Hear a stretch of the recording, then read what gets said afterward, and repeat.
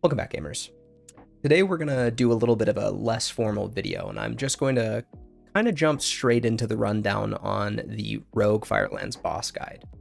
The reason that I'm doing this video in this capacity rather than a more official guide is because we don't really exactly have a developed meta yet, and there's actually kind of a lot of different strats that are being used throughout PTR and private server testing so far. So rather than giving you guys a specific video and stressing the importance of specific strats that probably would benefit you as a rogue individually the most, we're just going to talk about all possible strats for every boss fight that could be used and how you can essentially min-max them a decent amount for every single boss in this raid tier. Now, that's not to say that we're not going to do a video that is more fleshed out and more official looking, that has, you know, maybe a little bit more glam to it later on, but we'll do that once the meta is developed and once you have a little bit more gear in your pocket. But with that being said, let's jump straight into it. Just want to say before we get into the footage, big shout out to Just Woo for letting me use his footage. I sadly didn't save my PTR footage, and Twitch deletes your VODs after about a week. I had a family member pass away, just totally slipped my mind because of the devastation of the moment, and just don't have any of my footage from PTR. So I apologize, you guys. I definitely had footage of multiple different types of strats for you guys to look at and use, but sadly don't have them now, so Just Woo is letting us use his footage. So again, big shout out to him. If you guys have not checked out his channel, he is the current rank 1 rogue in the entire world for all of tier 11. He's absolutely a cracked, and I will leave a link in the description below to his channel. You guys should definitely go subscribe if you haven't already. All right, so starting off, there are two main roles that rogues will be asked to engage in this fight. One is either going to be single target, and generally speaking, if you're doing this, you're going to be going upstairs and burning Beth'tilac during phase 1, and then of course during phase 2. You should be either doing this as Assassination or Subtlety. I genuinely think that Subtlety is just objectively worse, but for any of you guys that play sub out there, congratulations, maybe this is a fight for you. And then the other one being Combat. Combat is going to be amazing for downstairs in the fact that you just almost get insane amounts of cleave up time. I did all 3 PTR sessions, though the third one I didn't get nearly as much time with, and Combat was topping the DPS meters for the entire encounter downstairs while being able to consistently cleave ads the entire time over any other class, and we were probably, me, myself, and Sheeny Todd were gapping the rest of the DPS in our raid by at least 2 to 3 million damage by the end of the fight, which is really insane. Combat is great downstairs, and then both the single target specs are great upstairs, so rogues are fantastic on this fight no matter where you put them, but generally speaking, you'll probably see a toss-up.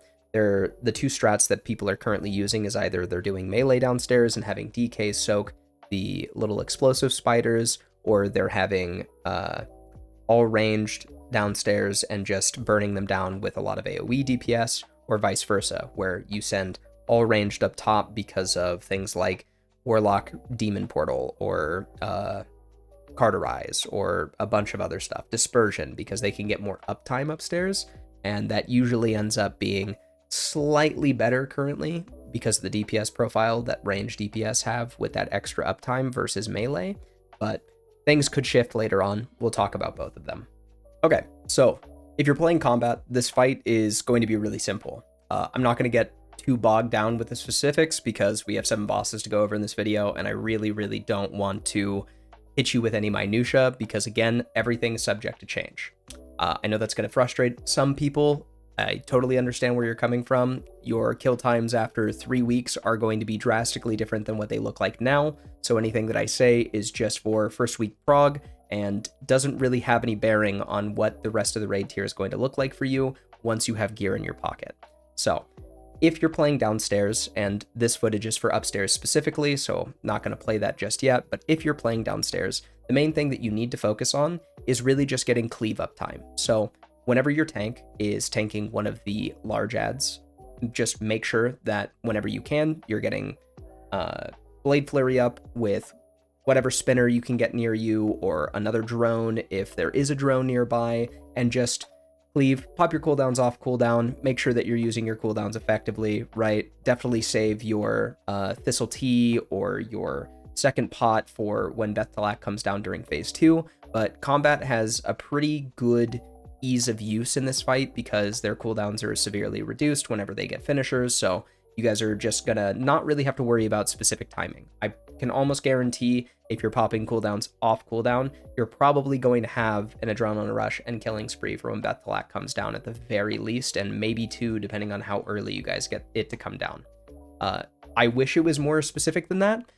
Best thing I can say for anyone that's playing combat on this fight and you're playing downstairs is just whenever you have the opportunity at the start of the fight, make sure that you're immediately hitting spinners the moment they come out, and then just try to keep slice and dice up. Don't worry too much about finishers because you're probably not going to be able to use finishers too often. So just keep slice and dice up until a drone comes out and you have something that you can actually spend your combo points on effectively. Make sure that, you know, you don't waste a redirect early. Save it for the drone, because if you have or are building an insight, it's just like a good little bit of extra DPS to get on that drone immediately whenever it does come out. So just be smart with your redirects for the most part. Make sure redirect is up when Beth'tilac is coming out. That way you can immediately just throw whatever combo points that you had from whatever target you were on before onto Beth'tilac to just maximize your DPS, right? That's the gist of combat. Combat is super simple on this fight. It's extremely intuitive. Just don't stress it too much. I promise you, it will totally work out. But for Assassination, things are a little bit different. And the primary things that I want to speak with you guys about is probably just your first upstairs phase. So what happens in this fight is the moment that you engage Beth'tilac, which they're doing right now, she goes upstairs. And then you just kind of have to sit around for a little bit and wait for spinners to come out. Spinners can be gripped down to the ground or taunted, and like so, and then you can immediately get combo points. Biggest thing that you want to do here as an Assassination Rogue is just try and get a slice and dice and make sure that you maintain that slice and dice. So as you can see here, Justwoo's about to go up. His slice and dice might fall off, but he might be able to get it up in time. Yeah, his slice and dice falls off here. And then this is also going to be really simple. The way that Beth'tilac works is that based off of the way that you guys are handling ads is when she will come downstairs. So one of two things can happen here. Either your raid handles the ads very well and she'll come down probably around 40 or 50%, or maybe even sometimes slower if your upstairs is pumping, or they'll handle it poorly and she could come down way earlier. The only thing that this really affects is whether or not you're going to have Vendetta and Cold Blood for when Bloodlust is popped, as well as just lining that up with your second pot.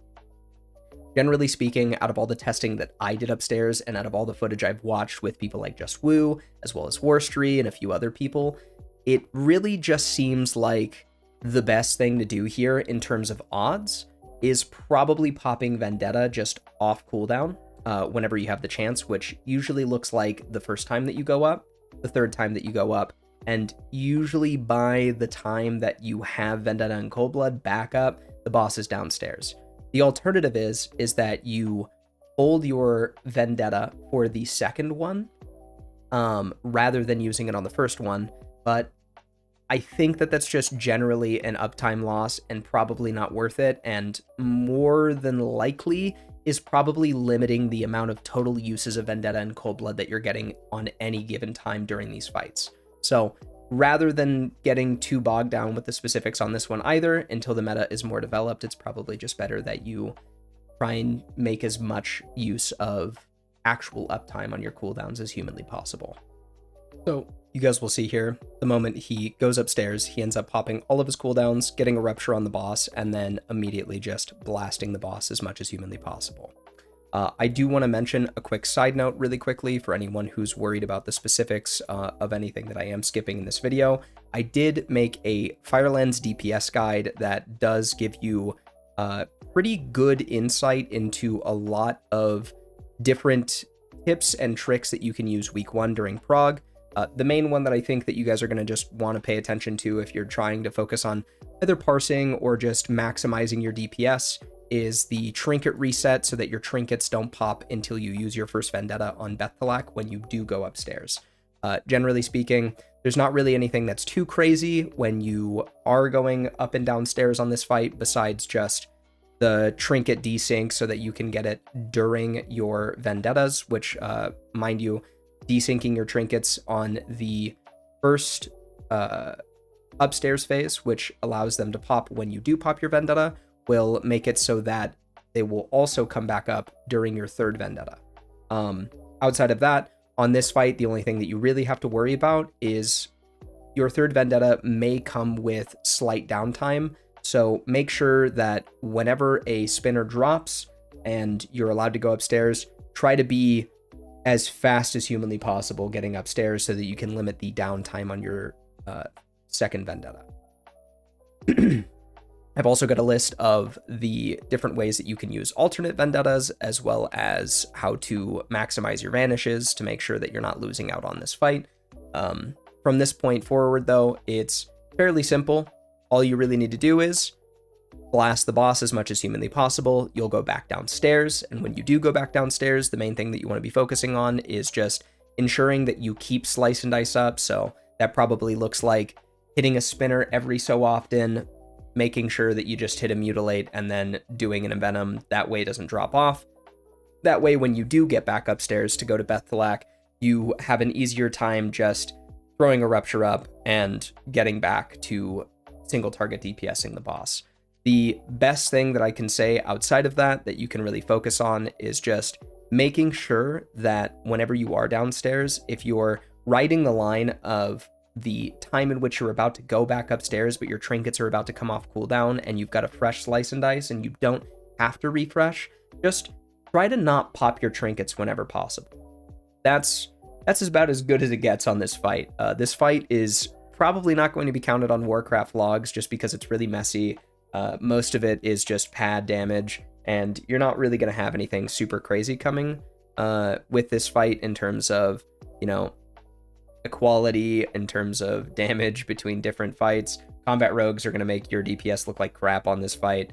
There's just no way around it. Even if you are single targeting upstairs, they just get so much uptime with cleave that it just doesn't really matter. So there's no way to consistently judge each other on this fight. There's probably a lot of cheesing and padding that can go down because of the just excessive amount of AoE that's on this fight. So try to just focus on the mechanics in the early weeks here. Main thing that you just want to do is just, like I said, pop your Vendetta on the first one, desync your trinkets if you really want to do a little bit of extra DPS. Make sure you keep that slice and dice up, and then just immediately throw whatever combo point rupture you can on Beth'tilac whenever you go upstairs. For downstairs, leave those drones, and then during the burn phase, which we'll talk about now, when Beth'tilac comes down, generally speaking, what most guilds are going to do is that they're going to pop Bloodlust. As you guys can see here, his cooldowns when using this exact strat in which you just pop Vendetta on the first one, they come off cooldown right about the time that Beth'tilac does come downstairs.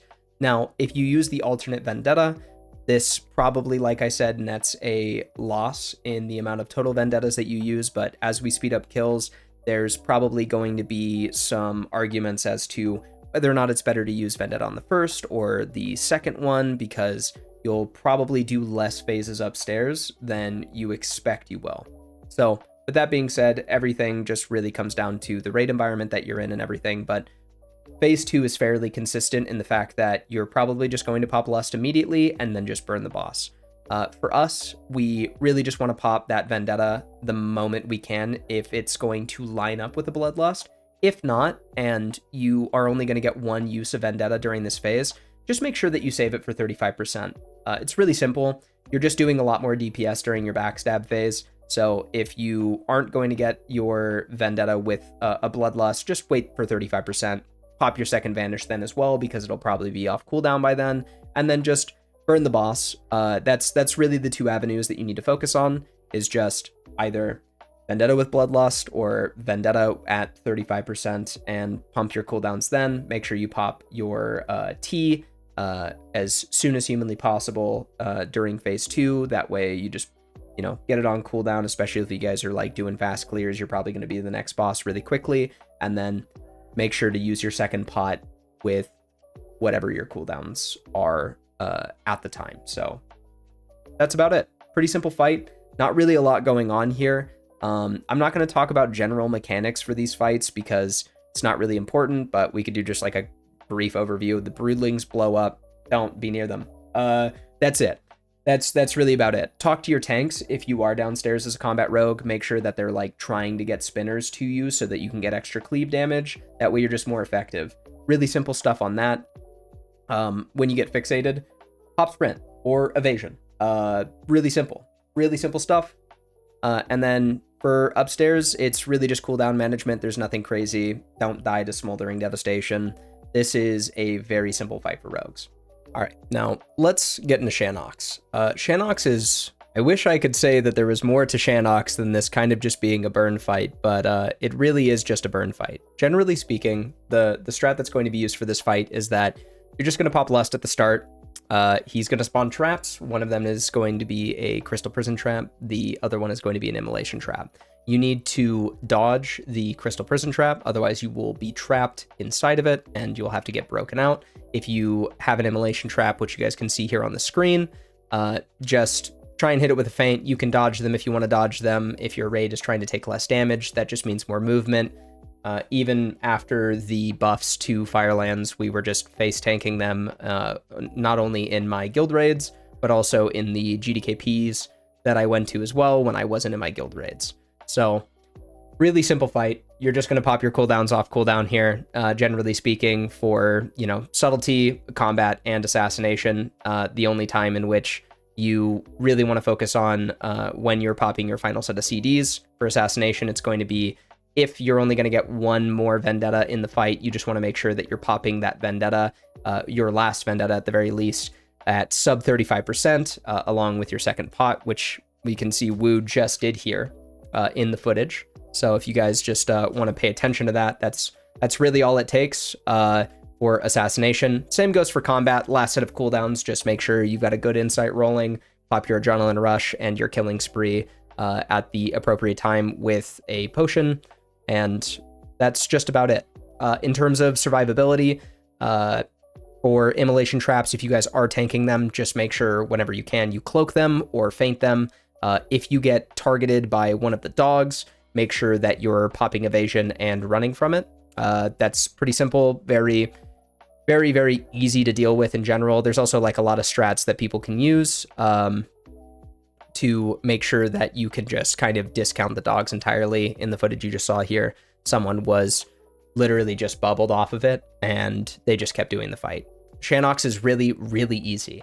It's a really, really easy fight. Not really much to say here. I wish there was more to say.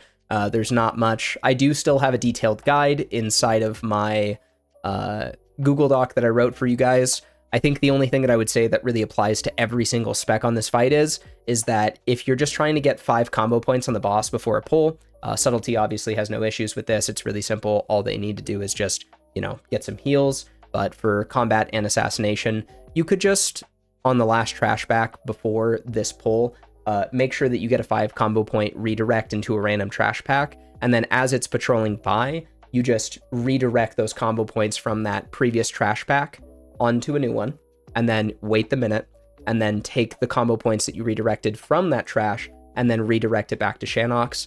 Really simple fight outside of that. All right, now let's talk about Rhyolith. Rhyolith is going to be very interesting in terms of strategy used for this fight, and I'm going to be honest, it doesn't really matter what strat you're using. Most of this really just comes down to your raid team needs to be fairly dynamic. The name of the game with this fight is just turning Rhyolith around in circles. That way he puts his big stompy boys over active volcanoes and just making sure that you guys can break down his armor enough to get him to 25% until he gets into his phase 2. In terms of what this will look like in actuality is you're just going to be playing combat the entire time.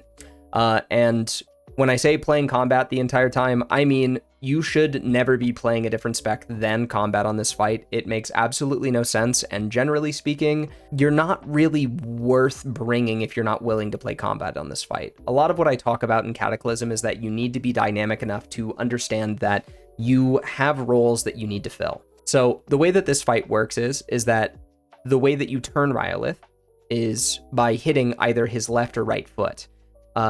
Combat rogues are in a very unique set of circumstances in which they can basically just cleave both feet the entire fight and just get a bunch of extra damage onto the feet. Now, you guys can probably see the damage done at the bottom here. A lot of that is pad because the adds are taking full damage, so elemental shamans and other classes that just have like big AoE cleave are just going to be able to do whatever they want with these adds here and get a bunch of extra damage, but I can guarantee by far you are going to be doing more damage to the feet than any other class, bar none.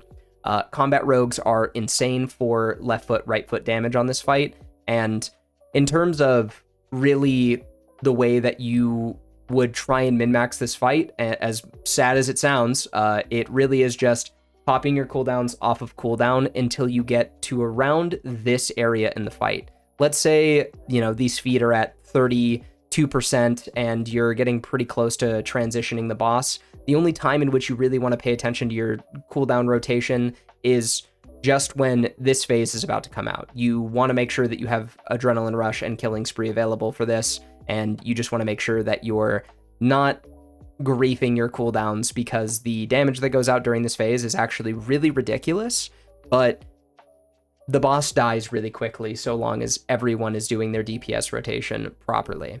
The only things that are really need to note on this fight in terms of importance is that, generally speaking, this fight is extremely dynamic. Like I was saying previously, you need to be able to adapt to whatever circumstance that your raid leader is calling for. What this usually looks like for combat rogues is, and we'll just make up a fake scenario.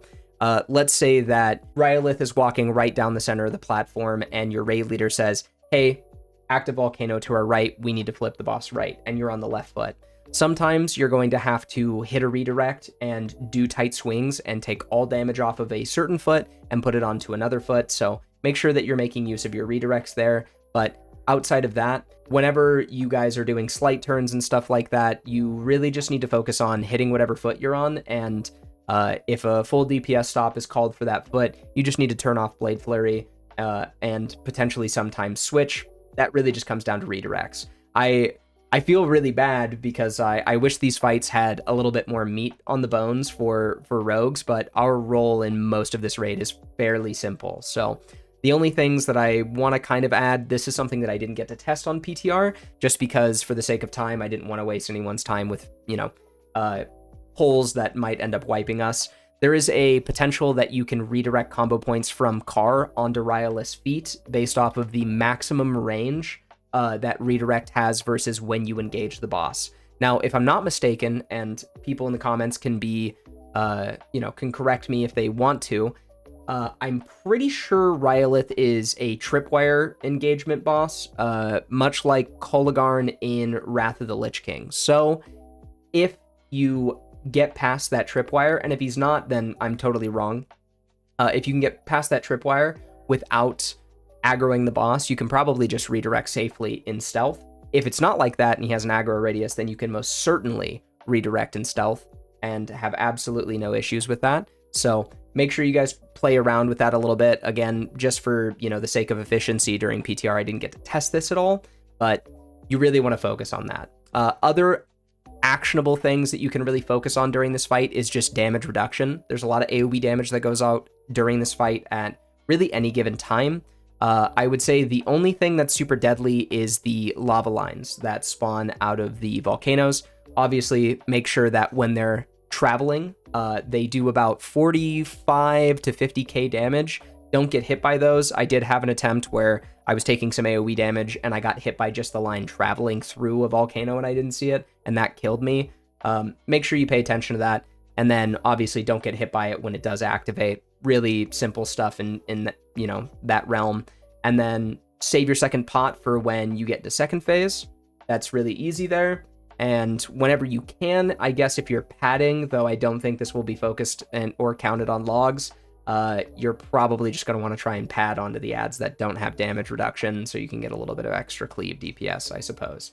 But really, with that being said, this fight is super simple, and there's probably never going to be a really good way for me to express to you guys an optimal rotation on this fight or an optimal strat, because it really comes down to the RNG of where your volcanoes spawn and how dynamically you can respond to the calls that are being made in comms. That's really it for this fight. If you are planning on playing a spec besides combat for this fight, probably should do that on farm if you want to do that at all. I personally think it's just better that you play combat on this fight no matter what.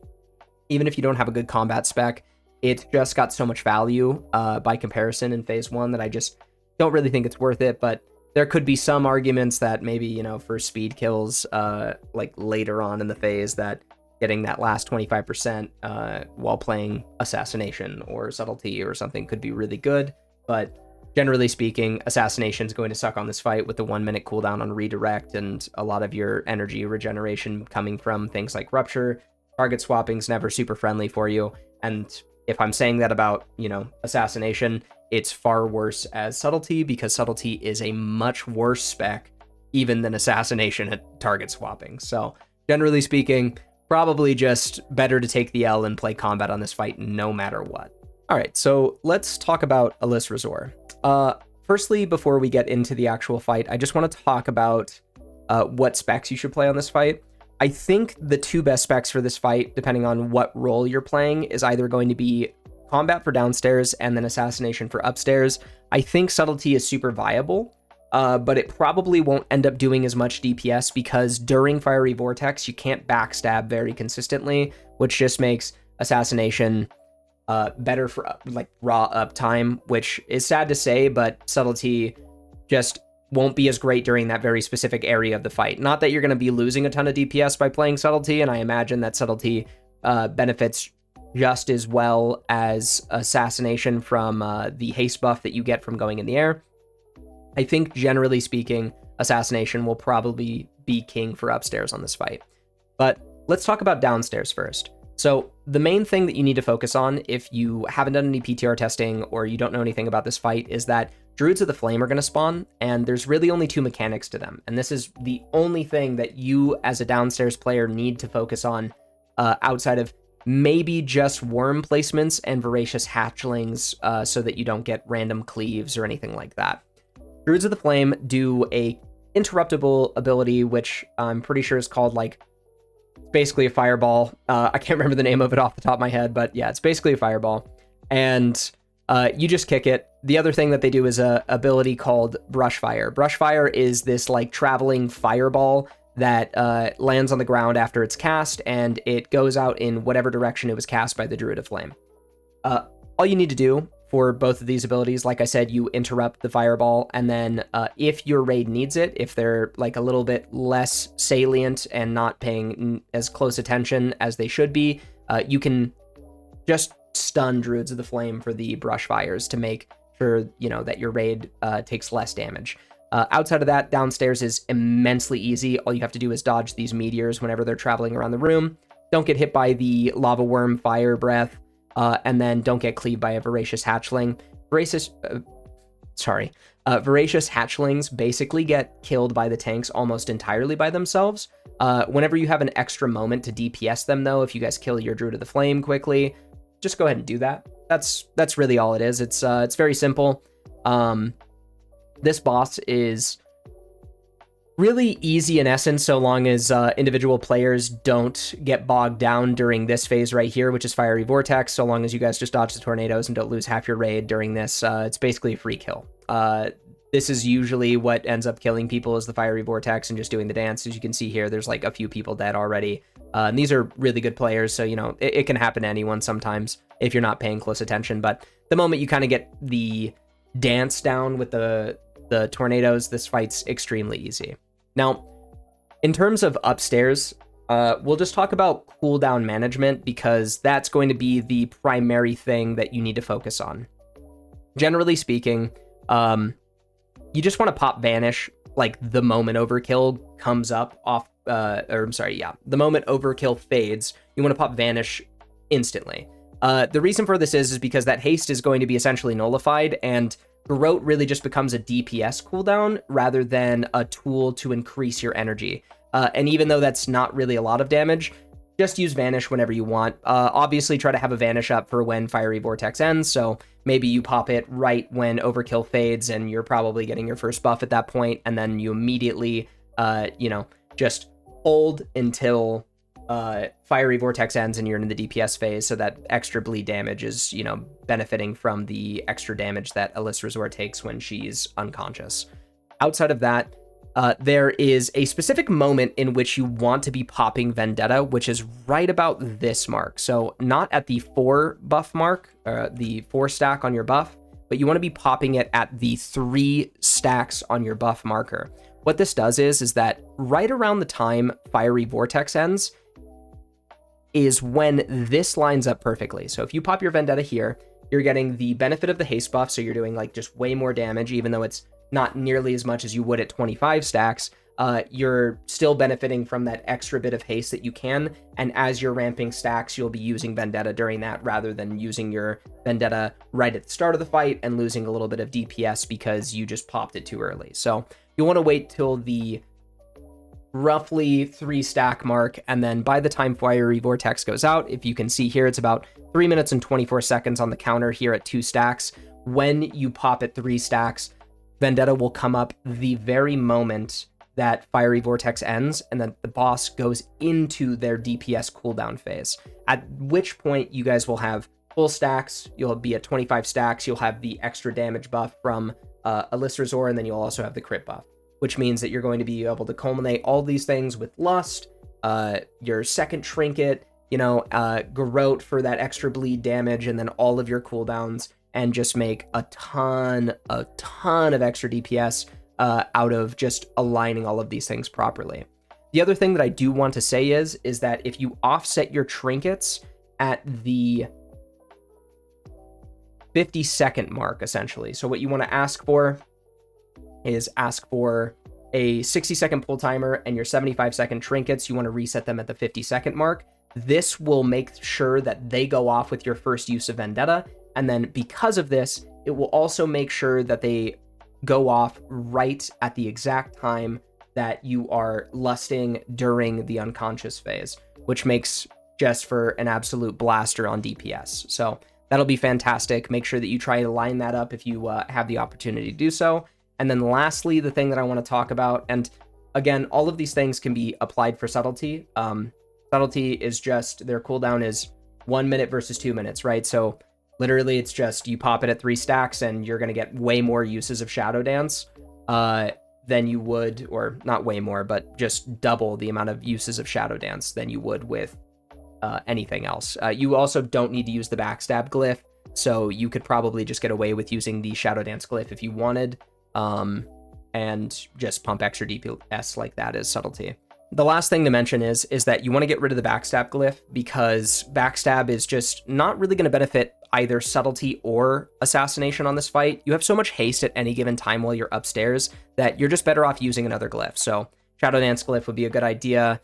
You could also use the Vendetta glyph, because you're just not going to be benefiting from the extra energy back on crits, and there's no real reason to do so. Something that I want to specifically say for Assassination specifically is that because of how much haste that you have, when you get to the part in which you are in execute, what you want to be doing, and we did the same thing on Sinestra, is that because you're using the Vendetta glyph and because you're getting that extra uptime, some of the ways that you can really benefit from that extra DPS from the extra 6 seconds, and just throughout the entire execute phase for that matter, is by using Mutilate to at least 4 combo points, and then finishing off your 5th combo point with a backstab. So rather than just spamming backstab during execute, you're going to be energy capped the entire time. It's not nearly as worth it, because with Mutilate and backstab weaving, you're allowed to get way more Envenoms off.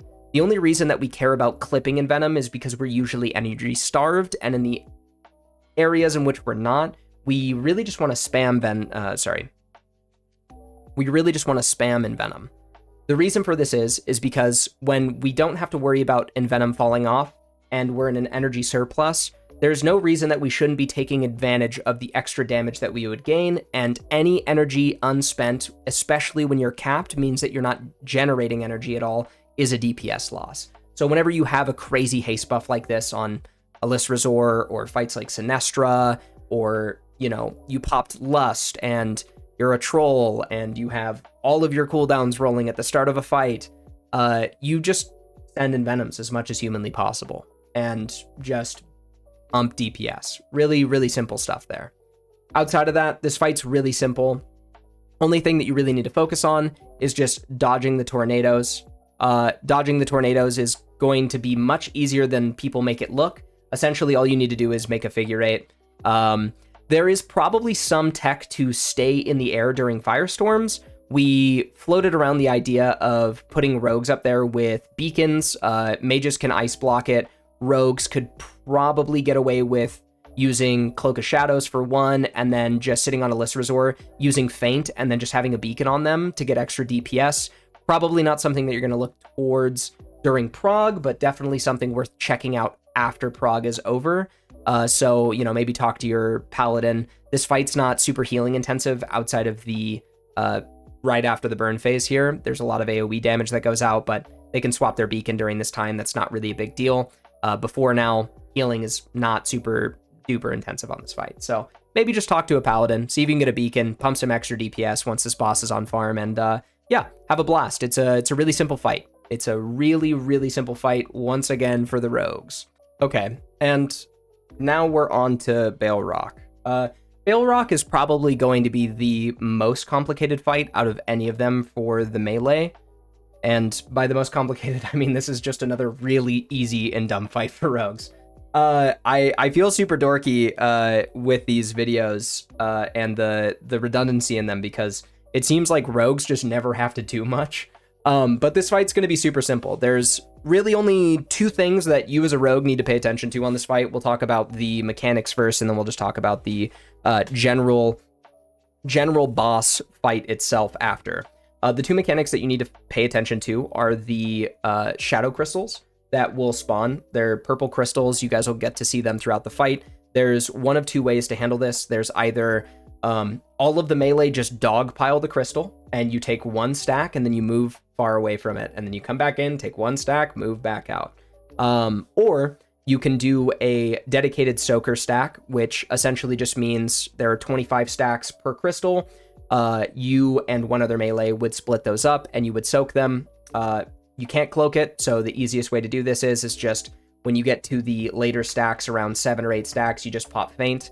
Either way, no matter what strat you're using, just try to use Feint as much as humanly possible. This fight is very healer intensive and requires a lot of precision and a lot of mana. This is probably going to be the boss because it got buffed. That will block a lot of raids from getting to Ragnaros, because Domo is very simple after.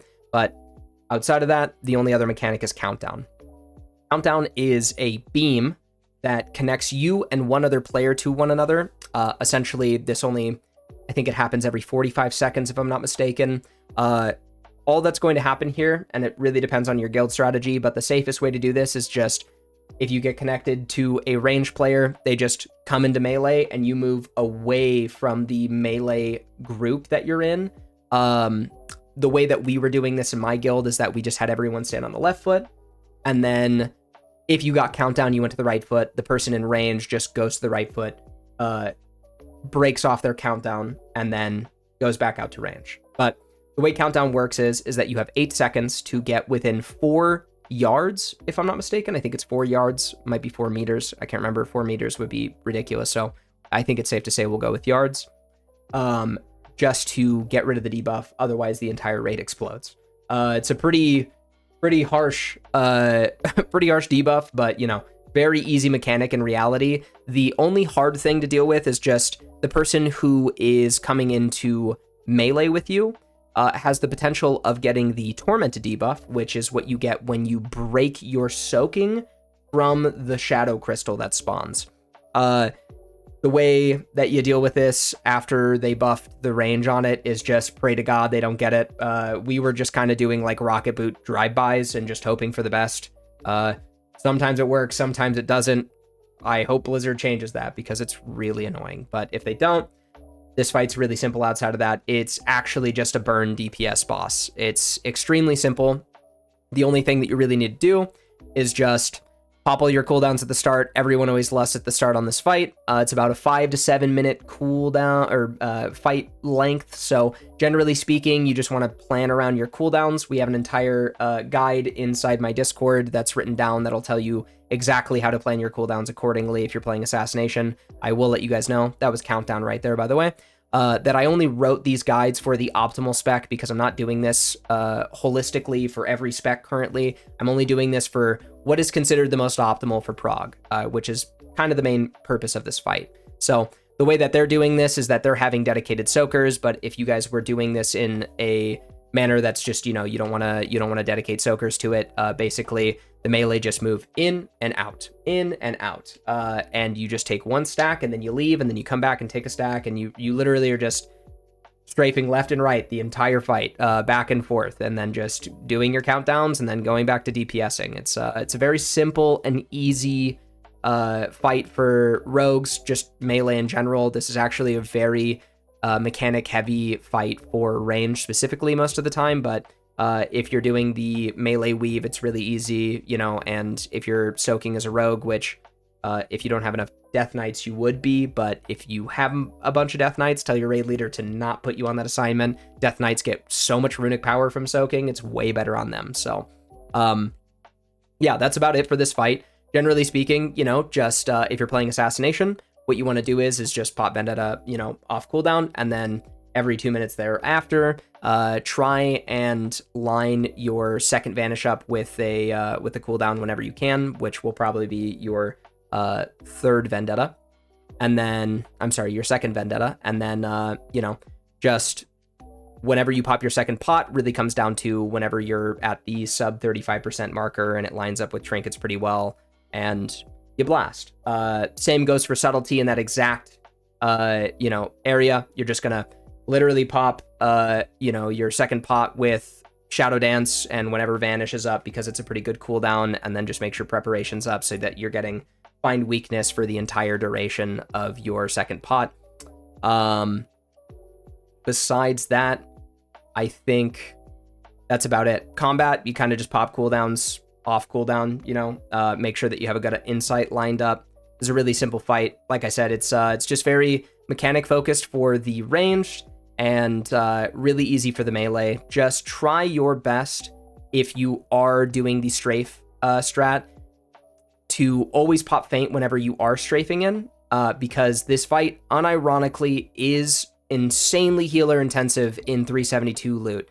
You want to try and just reduce any damage that you're taking possible, just to make your healer's life nice and cushy, because they are clenching their butt cheeks every single time your tank gets hit, and that's not fun for them or you.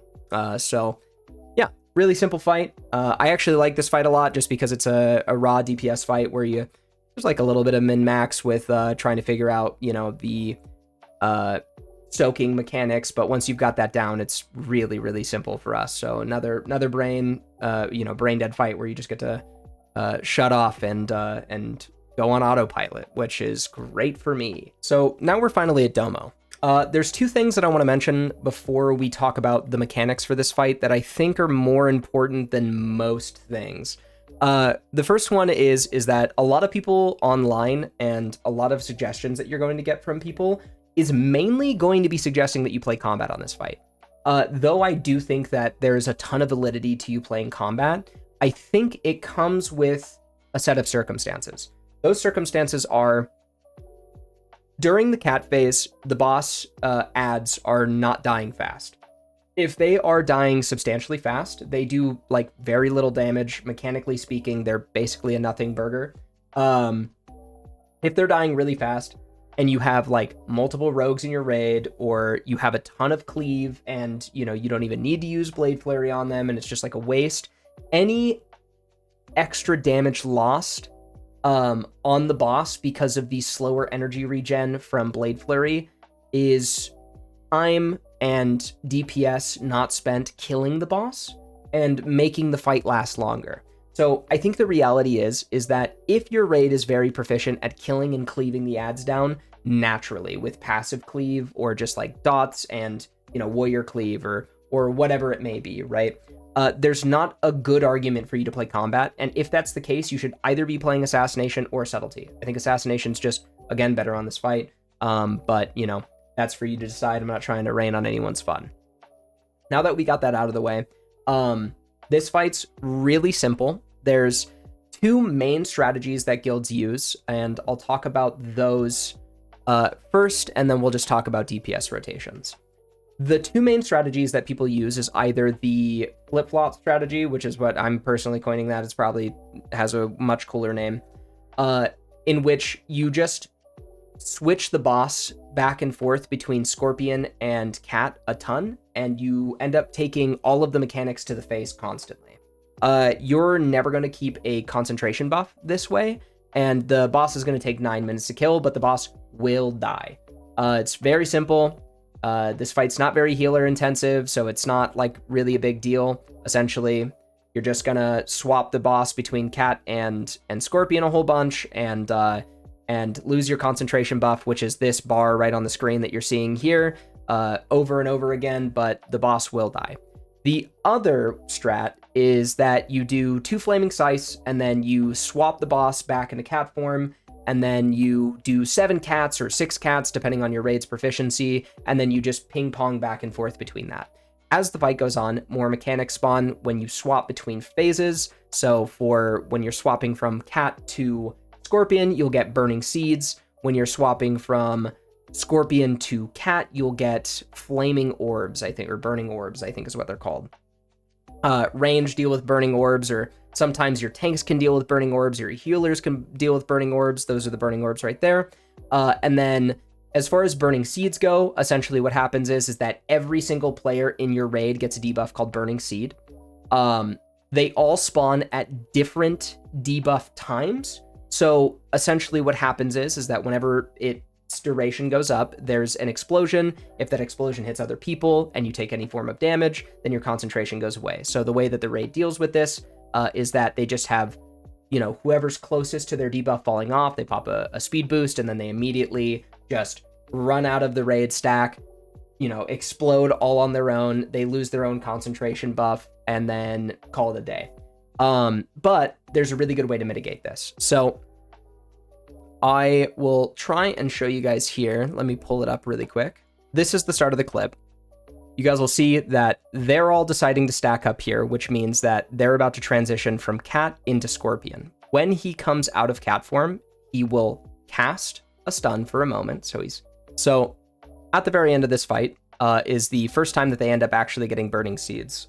And I'll show you guys the clip. Essentially what happens is no matter what strategy that you're using, a bunch of classes can essentially immune the Burning Seed debuff. So mages, rogues, paladins, death knights. I don't know if any other classes can do it. I think that's probably all of them. Go ahead and correct me in the comments if I'm wrong about that. But rogues can Cloak of Shadows. The boss will cast a stun as he's transitioning between phases.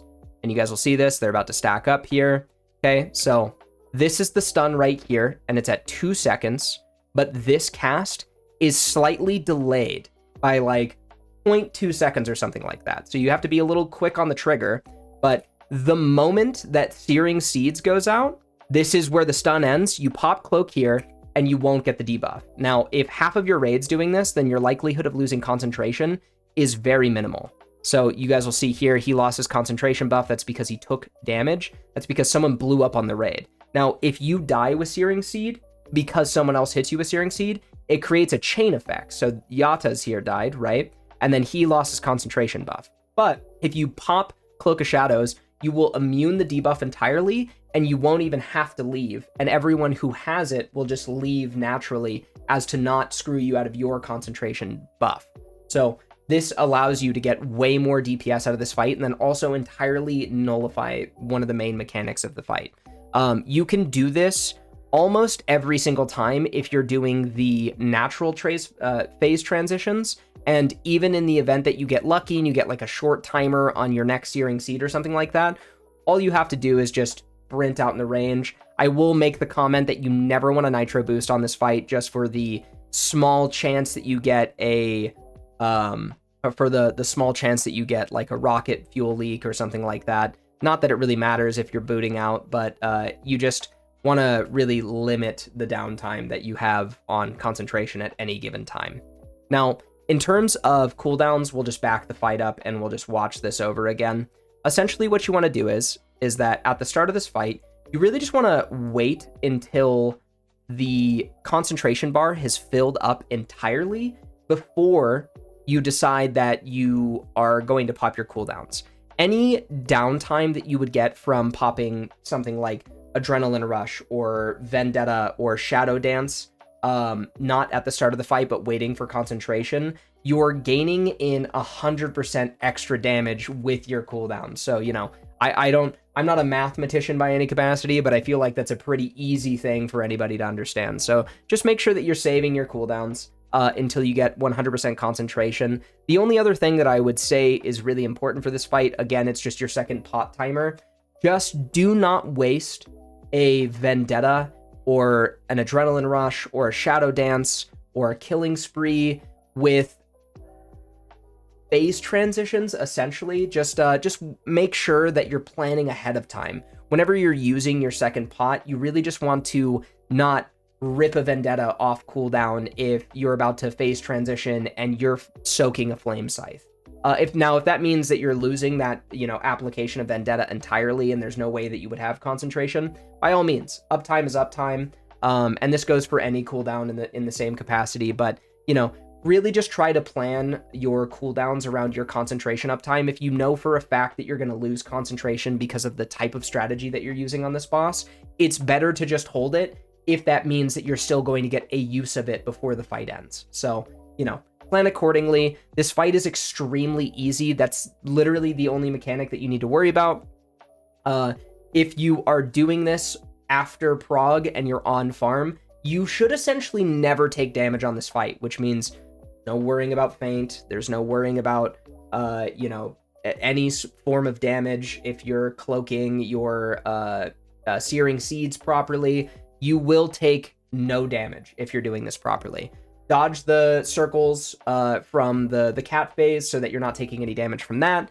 Make sure that you're not getting hit by the flaming orbs and their beams. Don't get too close to them, you know, don't be a dummy. And then cloak Searing Seed, and that's about it.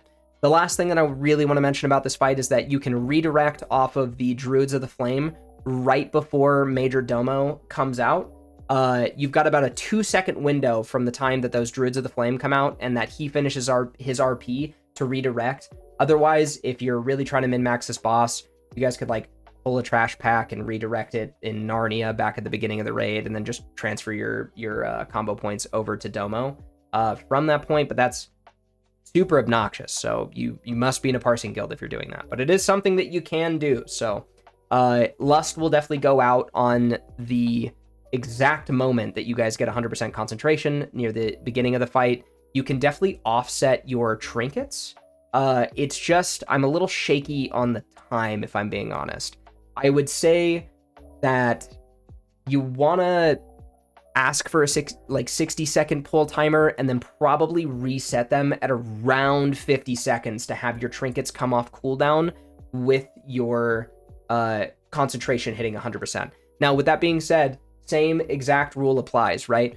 Who cares about my trinkets getting less uptime in the fight when the trinket differential is 100% bonus damage versus no bonus damage? So don't overthink it. Really easy fight, you know, just make sure that you're cloaking Searing Seed, try to minimize any damage that you're taking, and have fun. This is a really cool fight. I think it's an absolute blaster. When I played this, I did both a combat set and then also an assassination set. When I single targeted on assassination and I didn't lose concentration for the entire fight, I gapped the rest of the raid by 2 million damage on Domo, which was really satisfying. And I was, even with the cleave damage that everyone was doing, I think I was third in DPS behind a combat rogue and I think a hunter. So if you're allowed to single target this fight, like your single target DPS, you're going to crush everyone else just because you have unique opportunities that some other classes might not have available to them, especially ranged on this fight. Just another really crappy fight for ranged, man. And yeah, that's about it. So, oh, and last thing, just for both Subtlety and Assassination, make sure that you guys are playing around your vanishes properly. Again, just you do not want to waste vanish when you don't have concentration. So your first vanish, rather than going off at the 20-second marker into the fight, you want to wait until you have concentration up, right? And then every subsequent vanish after that, it really is just a case-by-case scenario based off of the strat that you're using and whether or not you have uptime with concentration. Super simple outside of that. All right, now let's talk about the big bad himself, Ragnaros. I firstly, before we get into this fight, want to talk about the different specs that you want to play on this fight. So, one of two things. Combat is bar none if you do not have an Assassination expertise set going to out DPS Assassination on this fight by like an easy margin. And the reason for this is because there's a lot of times in which you're going to be front facing this boss, and it's just really harsh if you're an Assassination rogue that's not expertise capped. Now, with that being said, the DPS gap between Assassination and Combat, if you are playing non-expertise cap, can be small if you get good RNG. If you get bad RNG, the gap can be almost 100k to 200k damage alone on Ragnaros that you can sometimes be losing. There's an argument to make that Combat is very good for the intermission phases, but generally speaking, intermission phases actually don't have a massive DPS gap in them, and both Assassination, Combat, and Subtlety, even though I think Subtlety is terrible on this fight, they all handle it pretty much the same. All you need is to redirect 5 combo points onto whatever Son of Flame that you're using, and then sometimes, if your guild needs it, if you're playing Assassination, you're going to have to waste a Vanish and throw a cheap shot out. But if your guild is doing it very consistently, you won't have to do that. And Lava Scions. You can cleave Sons of Flame, and you can cleave Lava Scions, and sometimes you can cleave the Molten Seedlings, but generally speaking, if your guild does not need that DPS, there's no real reason for you to be playing Combat on this fight. That might be my hot take of the year, and a bunch of people have disagreed with me, but I've already disproven it. I have logs to show that Assassination with an expertise set just out DPS's Combat on this fight, and if your guild just does not need the cleave, there's not really a good reason for you to be playing Combat on this fight, because Ragnaros is a 12+ minute fight week 1. Any damage that you can do to get you into phase 4 faster is better. That's the simple answer. It really just comes down to that. If your guild does not need more cleave damage, any damage in the same capacity that I was talking about with Majordomo, any damage that you're not doing to the boss is damage wasted. So with that being said, we'll get into the fight. The fight itself actually has a lot of mechanics. There's not a lot of different strategies for this fight, so I'm gonna swap up the narrative from the rest of the video a little bit. Not going to talk about the different strategies. Most of the different strategies just come from DPS checks, and I don't really want to get into hyper specifics about DPS checks because a lot of people are going to be coming from a lot of different places with their guild when they start Ragnaros. So first thing that we'll mention, just if you can, especially once you're on farm, redirect 5 combo points from the worms onto Ragnaros. Pretty easy there, right? And then you just get a 5 combo point rupture opener or an easy slice and dice, or a recoup pre-pull into whatever else is a Subtlety rogue. Again, really don't play Subtlety. If you play Subtlety on this fight, you're crazy. But if you do play Subtlety on this fight, you're crazy. You just won't be able to backstab for like half the fight. It's really bad, and you're gonna hate your life. But if you do it, props to you, and wow, really feel bad for that guild that you're in, or raid in general. Going on to the fight is fairly choreographed in the fact that like there's not really much that you have to worry about. I do not want to talk about DPS cooldowns specifically on this fight. Again, there's so many variables going on in this fight that I'm going to be really honest with you. Just pop them off cooldown. Just pop them off cooldown. The only time in which you're not going to pop something off cooldown is Killing Spree as a combat rogue. You really need to pay attention to where lava waves are and where the hammer is exploding. Generally speaking, where you stand and where the raid stands in like phase 2 and 3, sometimes you'll pop a Killing Spree and you'll land in a hammer trap, or a hammer swing, or you'll hit a lava wave, or you'll use it and then die to the world in flames or something like that. I have only died once to using Killing Spree on this fight, but I've seen a lot of clips of other rogues dying in really annoying ways. Killing Spree will grief you here. Pay attention to whenever you use Killing Spree. I think after a lot of PTR testing, I decided rather than using the Adrenaline Rush opener, that using the Killing Spree opener for your cooldown rotation at the start of the fight ended up desyncing Killing Spree from a lot of the mechanics more often, other than the World in Flames in phase 3, which made the fight a lot easier, just to like pop things off cooldown and not feel like I was wasting up time with my cooldowns in general. So just the moment you get a shallow insight, pop Killing Spree, go crazy, and then use Adrenaline Rush after, and then just do the fight as normal. In terms of damage reduction in this fight, every single ability that is AoE in this fight, you can be and should be fainting. So any spec that you're playing, feint should be on at all times. There's not really a great reason to say that you want to use Tricks of the Trade or even really the Blade Flurry glyph if you're like a combat rogue main only over feint. You just would take so much less damage, and it's amazing. It's good for Molten Seed, it's good for the occasional, misstep with the World in Flames, it's good for the traps, it's good for the intermission phases with the Sons of Flame when lava's spewing out of the center of the room. It's a miracle buff to have. And same with Cloak. Whenever Cloak is off cooldown, you should just be popping it. I think I mainly saved Cloak for like oh shit moments in which something scary was happening. So generally speaking, I liked to use Cloak with my Killing Spree just as like an extra safety precaution in case I made a mistake when I was getting used to this. If you're the type of person who makes mistakes often, maybe not a bad idea, but just use them off cooldown. You should definitely be trying to minimize the amount of damage that you're taking. Again, this is a 12-minute fight. It's extremely long and it's extremely tedious on your healers, especially if you're the type of person who's not making use of your damage reduction cooldowns. So use your damage reduction cooldowns. I'll go ahead and show you some of the footage here while we talk about the fight. Like I said, you should just be popping cooldowns off cooldown for the most part.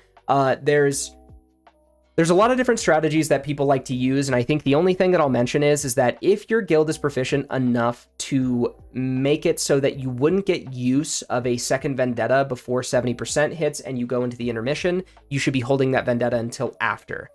There's no reason to waste that Vendetta. You're probably not going to get enough uptime unless it's over 15 seconds of uptime to justify the use of it in general, and it'll probably desync your cooldowns in a weird, crappy way that's not really great.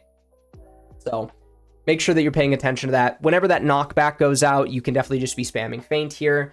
And whenever magma traps go out, this is when you want to be popping feint as well. So you guys will see that a magma trap is about to spawn. They'll probably have someone pop that fairly soon, and then you'll want to feint whenever that happens. You guys will be able to see what that damage looks like. They're a little low on raid healing right now. The magma trap's in the corner of the screen over here. Someone will eventually pop it after this goes off, and then you guys can see every single time the Hand of Ragnaros goes out. That's just like an easy way to reduce your damage and make your life, easier on the healers, and just to ensure that you don't get insta-gibbed by a random mechanic at any given time. In terms of melee significance in this fight, there's actually not really a crazy amount of stuff that you need to do. This fight's pretty simple, and I'll just speed it up because it's at 0.75 speed, just so we can kind of see what this phase looks like going into the intermission. So pretty much just like a sit here and burn type of thing for all of phase 1. Really easy stuff, nothing super important that you need to focus on. Once we get into this intermission here, though, and we'll just kind of skip forward, The main thing that you want to focus on as a rogue player is whatever side that your raid leader puts you on, you want to make sure that you're going to that Son of Flame and that you're redirecting 5 combo points into that Son of Flame. Now, if you're playing combat, this is a good opportunity to just get free cleave. So you'll hit the stun and then it'll eventually catch up. Usually if you're playing a rogue, they'll just leave you your own ad by yourself. But if you're not doing enough DPS, you might need a little bit of help. Usually whatever ad that you stun will catch up to the other ads that are on your side of the hammer. And then you can activate Blade Flurry and cleave them here. Same thing goes for phase 3, but Lava Scions spawn. And when Ragnaros comes back up from his second intermission phase, you'll be able to cleave down the Lava Scions with Ragnaros and just get a little bit of free cleave. But again, if that cleave is not needed, they will die passively anyways, and it's a bit of wasted damage. So I'll show you what the redirect looks like here. So he redirects. Oh, he puts a Rupture on.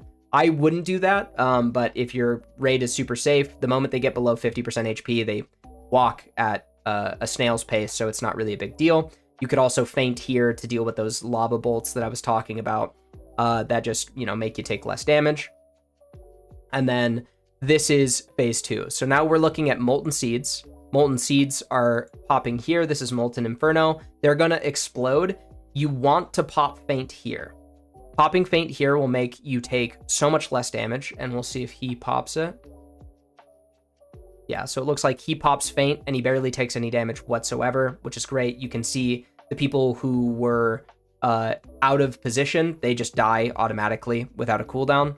So it does actually do a ton of damage, but between raid cooldowns and feint and everything, you take a significantly reduced amount of damage. And then we have the World in Flame. The World in Flame is very simple. The only thing that you really need to focus on for this mechanic specifically is you want to be standing at max melee range at any given time. And the only reason that you move from this position is if you're standing on top of the World in Flame.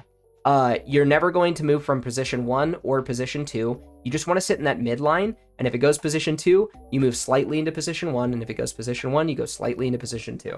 Really simple. Just make sure you're max melee range so that you're not getting screwed. This does go off really quickly. I'll play this at normal speed for you guys to see. So this is normal speed. So this goes off, and this is the amount of time that you have to move. Not that that's like a crazy amount, but if you're not paying attention, this has a larger hitbox than it shows. You will just get hit by it, and that's not very fun. I do think that there's an absolute ton of mechanics on this fight, so not to sound like a broken record, but we've been on this video for a little bit. I do want to talk about the Google Doc that I made for this. This offers a lot of insight as to the reasons behind choosing either Assassination or Combat. It also tells you about Redirect, tells you how to manage your cooldowns properly, when you can pop Cloak and also Feint to reduce damage. It talks about your killing spree. It talks about using your combat pot and everything else. But we'll get back to the fight. So for all of this phase, essentially the only thing that gets added is the Molten Seeds, and then also the World in Flame. And you'll kind of just bounce back and forth between these two mechanics for this entire phase. Then you'll do another transition phase into the next part of the boss, which I don't think that they get to, if I'm not mistaken. We'll kind of just fast forward here. Then this is another Molten Seed. Generally speaking, when you are down DPS, the raid will just outright wipe. And you kind of just rinse and repeat from this point. One thing that I do want to mention that's really important for Molten Elementals is that Molten Elementals target an individual player and they fixate on them. What ends up happening is that the more Molten Elementals that are near one another, the more damage that they do. So if they're all stacked and clumped like this is why they're running away. With that fixate, they will one-shot you, but if you pop Evasion, even though I don't suggest this because Evasion is not 100% dodge, you still can get hit. And I'm going to be real with you, during Prog, the chance that you get hit ends up meaning a battle res wasted, meaning potentially a wipe, because there might be a time in which someone more important than a rogue needs a battle res that then got wasted on you. I don't know if it's a good idea, but if you're running away and they're dying a little slow, you can panic pop an Evasion. If you feel really cocky, what you can do is that you can Evasion, and then you can run into the pack and pop either Sapper or some type of engineering bomb, and you can even do that with just normal bombs as you're running away. But you can Blade Flurry them if you're a combat rogue. And then if you're an Assassination rogue, you can spam Fan on them to just get like a little bit of extra damage. But it's not super relevant because it's not a lot of damage, and generally speaking, these are going to die fairly quickly the moment you get any sort of gear if your raid even is struggling on Rag, and if you're not struggling on Rag, it's because you have a crazy comp with like 6 Hunters week 1. So I wouldn't worry too much about like trying to min-max the Molten Elementals and your cleave on them as a rogue, unless you're feeling really cocky and really confident with the mechanics. But that's just me personally. And then we'll talk about Phase 3. So like I said, the intermission between Phase 2 to Phase 3 is just another Hammer Smash and then Sons of Flame, but then Lava Scions come out. If you're playing Assassination, obviously you'll just burn the boss the moment that the boss comes back up. You'll stun your Son of Flame with a redirect, and then you'll burn the boss. And if you are playing combat, you'll get a little bit of cleave on them, but, you know, fairly simple stuff from there. The only difference between Phase 2 and Phase 3 is that the Molten Seeds no longer spawn. I sadly don't have any footage of that, so we'll just talk about it in theory. This is when, depending on your strat, some raids are front-facing it, and you end up face-tanking it, and that doesn't feel very good, but most raids are just going to have you spread back out to your Phase 1 positions, and if you're doing your Phase 1 positions, then all you really need to do is just burn the boss down to transition him into Phase 4, and then Phase 4 is an entirely different beast. In terms of Phase 4, the main thing that you want to really focus on is just you're going to pop all your cooldowns there, unless you guys are lusting during Phase 3. If you guys are lusting during Phase 3, go ahead and rip Vendetta, Vanish, your second pot and everything. Some people are doing that to decrease their meteor spawns, but most guilds will probably just try to be as safe as possible and use their DPS cooldowns in Phase 4 just to secure a kill. Really just depends on what your goals and motives are and the DPS checks that you can attain in Phase 4 are. So, but with that being said, we'll with Phase 4, we'll talk about cooldowns. Once you have the boss in position and you are no longer in the Dread Flame, something I want to mention about that specifically is that the moment that ice patch spawns in Phase 4, you need to immediately get in it. Don't worry about your uptime. Don't kill your raid because you were playing dumb. If you're someone who's running fire, I'm not going to talk about that because that's not DPS oriented and that's not what this video is about. Just watch a guide so you understand how to do Dread Flame. It's really simple. And that's about it. All you need to do is just stand in the ice patches. If you get a meteor on you, get out of the raid. Get out of the raid until it's either encased in ice and it's gone and you don't have to deal with it anymore, or until it targets someone else. You never want to be near an ice patch with a meteor unless you're told to be near an ice patch with a meteor. And then outside of that, it's just cooldown rotation, sitting in ice, burning the boss, listening to your raid lead. It's a very simple fight. Just, again, any single time that you have to leave the ice patch with a meteor, make sure you pop Feint, just make your healer's life easier, or pop Cloak, or whatever, you know, just make sure that you're trying to reduce any damage possible. I really wish that I had footage to show you guys this, and I'm sorry that I don't. But as it currently stands, you're probably getting about 1 or 2 Vendettas out of Phase 4, maybe even 3, depending on your kill time and like how long it takes you. I'd be very surprised if that was the case, but when you're in Prague, you're just ripping these off cooldown.